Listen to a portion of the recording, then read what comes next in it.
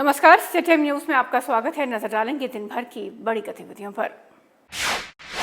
केंद्रीय सेहत सेक्रेटरी राजेश भूषण ने सभी राज्यों और यूटी सरकारों को कहा है कि वो ओमिक्रॉन वेरिएंट से सजग रहें। साथ ही साथ उन्होंने एक्टिव सर्विलेंस और वैक्सीनेशन को बढ़ाने की भी बात कही है। जम्मू कश्मीर के उपराज्यपाल मनोज सिन्हा ने महात्मा ज्योतिबा फूले जी को उनकी पुण्यतिथि के मौके पर श्रद्धांजलि अर्पित की। उन्होंने कहा कि वो एक समाज सेवी थे और उन्होंने पिछड़े वर्ग के उत्थान के लिए काफी काम किया। बॉलीवुड के मशहूर एक्टर शाहबाज खान ने गैंग वॉर 84 के लिए जम्मू में शूटिंग की शुरुआत की। इस मौके पर उन्होंने कहा कि जम्मू आकर उन्हें खासा अच्छा लग रहा है और यहाँ पर और भी फिल्मों की शूटिंग होनी चाहिए। बहुत अच्छी बात है और जम्मू कश्मीर सरकार का बहुत अभिनंदन करता हूँ कि फिर से यहाँ फिल्मों का काम शुरू हुआ है और अच्छा है। इससे लोगों को बहुत व्यवसाय में बढ़ावा होगा और फिल्में जब बनती हैं तो 2 से 4 से बहुत हज़ारों लोग साथ में जुड़ते हैं और जम्मू इतना खूबसूरत इलाका है, यहाँ तो शूटिंग होनी चाहिए थी। डीसी कठुआ राहुल यादव ने बॉर्डर विलेजेस का दौरा किया और वहां पर किसानों के साथ बातचीत की। इस मौके पर उन्होंने किसानों को आश्वस्त किया कि उन्हें सरकार की तरफ से चलाई जा रही सभी योजनाओं का लाभ मिलेगा। एक यहाँ पर हमारी एक जॉइंट मीटिंग की गई, इसका रेगुलर रिव्यू भी मैं एज ए डिप्टी कमिश्नर करूँगा कि किस तरह क्या इसमें प्रोग्रेस है। और किसानों को ये भी भरोसा दिलाया गया है कि जो भी गवर्नमेंट की फैसिलिटीज़ हैं, जो भी हमारा सब्सिडाइज्ड बीज है या फिर सब्सिडाइज्ड हमारा जो है खाद है या फिर जो दूसरे इनपुट्स हैं, और उसके साथ साथ जो फर्स्ट टाइम जो उनकी जो लैंड प्रिपरेशन का है वो भी गवर्नमेंट की जिम्मेदारी होगी और हम वहाँ पर वो उनको प्रोवाइड कराएंगे।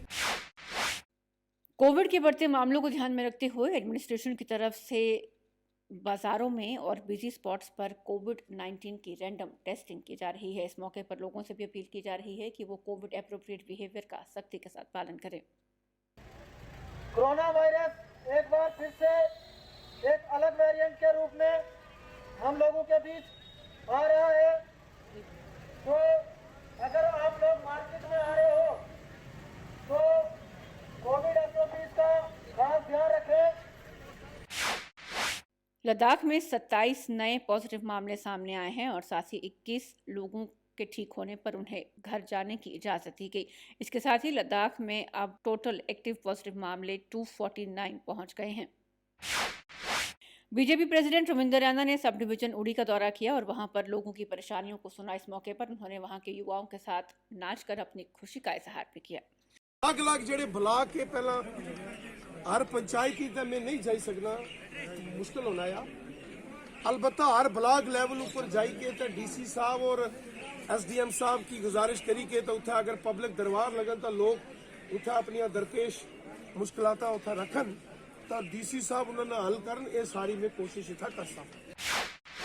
महबूबा मुफ्ती ने पत्रकारों के साथ बातचीत करते हुए कहा कि बीजेपी जम्मू कश्मीर की रीजनल पार्टीज को तोड़ने के लिए यहां पर प्रॉक्सी पार्टीज बना रही है और उन्हें अपने फायदे के लिए इस्तेमाल कर रही है।